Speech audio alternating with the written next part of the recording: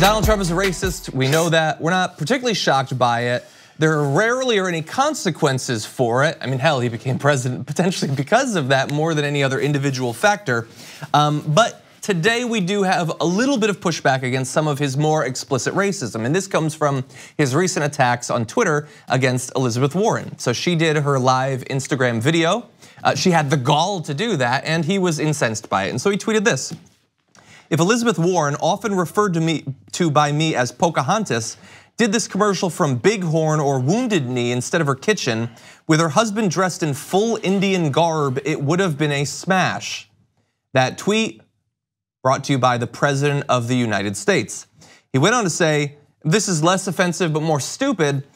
Best line in the Elizabeth Warren beer catastrophe is to her husband, quote, 'Thank you for being here, I'm glad you're here. It's their house, he's supposed to be there.'" She means the video, ding dong. She's not talking about the house. We know they live together. You don't live with your wife potentially, but we know they live together. We're pretty clear on that. The worst part about these tweets, I'm sorry before you go on, is you can always write off, you can't, but you would normally write off and go, yeah, maybe he's drinking. Oh man, look at these drunk tweets. But he doesn't drink. He's just naturally punch drunk. On punch, more likely, actually. Usually drunkards can blame their stupidity on being drunk. Yeah, not with him. I wish he was a drunk. That would make me feel a little bit better, actually. So look, a lot of people have an issue with that. His just casual racism, using the names of historic Native Americans, not only the names, but also now the events as well. And members of various Native American organizations have now pushed back against this. The first quote I want to read for you is by Jefferson Keel, president of the National Congress of American Indians. It says, "We condemn in the strongest possible terms the casual and callous use of these events as part of a political attack. Hundreds of Lakota, Cheyenne, and Arapaho people lost their lives at the hands of the invading US Army during these events, and their memory should not be desecrated as a rhetorical punchline." It goes on to say, "Flippant references to deadly historical conflicts and name-calling that mocks Native identity have no place in our political discourse. I urge the president to focus instead on doing the people's business, including ending the needless government shutdown that is harming so many Native people." We'll have more for you in a little bit. But what's interesting about this interaction between him and Elizabeth Warren is many people are concerned that were she to be the Democratic nominee, that her past thing with the DNA test is gonna be a big issue for her, but also he's just gonna keep attacking her, and that's gonna help him more than it helps her. I wonder though if that's necessarily the case. If another round of obvious, explicit, constant, gleeful racism would actually help him outside of his hardcore base. I've heard it over and over again. Ever since ever since Elizabeth Warren announced that she's gonna run, they said one of the first couple knocks against her, actually the first, is remember that DNA test? Yeah. Remember her fight with Donald Trump? That's gonna energize him and his base. And continuing on, you know, that debacle of the DNA test that she took, it's gonna hurt her chances for the presidency. Running against a guy who is the president, and you know what they did mention? That rabid, continuous racism that continues to get spewed from the White House, from the actual president that's already in office, using slurs to reference Native Americans for this candidate, and then continuing on Twitter with these juvenile racist jokes, and then how Native Americans had to come out and denounce what he said. Is anybody gonna then go, hey, remember how the president continued to spew racist nonsense from his Twitter account and in speeches and in front of Native Americans and referencing massacres that happened in our history that we apologize for? Are we gonna reference any of that? No, it's Elizabeth Warren's fault and she's gonna fall short of it. Now, if you're bringing that up, you're also part of the problem because you think, hey, if you go on this racist tirades against Native Americans in our country, it doesn't mean anything. The problem is the woman who took the DNA test, not the president who's demeaning a large group of people that were massacred. That means you're okay with it too. Yeah, and then went on to say after she took it, it doesn't count, it only counts if I administer it. So he says he wants to draw blood from a female politician. So you always have, with the racism, a hearty helping of weird misogyny that is his go-to, perhaps even more than racism. I mean, we saw that in the last election.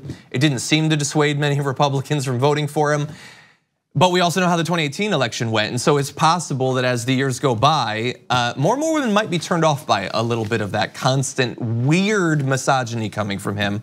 I do want to read one or two more of these quotes though. The chairman of the Rosebud Sioux tribe, Rodney Bordeaux, called the 1890 Wounded Knee Massacre in South Dakota, quote, one of the darkest and most tragic chapters in the history of the Sioux Nation, in which as many as 400 unarmed Native Americans, many of them women and children, were slaughtered by US soldiers. Bordeaux called Trump's tweet, quote, racist and disrespectful, and demanded the president apologize for his, quote, shameful and ignorant misstatement. And again, the thing is, I don't think Trump knows anything about those historical events. Which should worry us enough that he's just so ignorant of it when he's literally the president of the United States. But to then use these things that he knows nothing about and has no genuine curiosity for, simply to slander and attack a female politician, like how little do you have to care for this community? That you can just take the entirety of their historical experience and their current identity and just say, that is a punchline for me and I will use it as such. If you attack a politician because you don't like them and start calling them Kunta Kinte, and say, hey, how about those hundreds of years of slavery we went through in this country? How you think you're so big? And then start talking about the massacre, selling, and dismantling of families and an entire race of people. And you think it's as a joke, and then after saying that, thinking that's gonna be a positive for you in your campaign or in your opposition to her, why do we accept that? Yeah. Because we don't think, I'm telling you, it's because we add to this as well as a society and continue to go, well, those are just Native Americans. Because we've reached a point where, the Holocaust, you can't joke about that. Slavery, they still do, but you really can't joke about that. 9/11, you can't joke about that. So if he does all that, he's gonna catch some hell for it. For some reason, this is totally in bounds, and it's okay, and it's gonna energize him. No, they openly said this might help him out. This is gonna hurt her against him. Racism, blatant and open racism is gonna help him and hurt her? Yeah. How? Yeah, it's funny. I don't remember, there was a comedian who talked about how the Native American community is so ignored nationally and politically that you can just attack them and it doesn't matter. There's no consequences or whatever. I don't know, was it Dave Chappelle? It might've been Dave Chappelle, I forget. And that is the case. Now, hopefully things are changing because while there's been like no political representation government for that community for literally hundreds of years in this country, as of 2018, there are several representatives of the community.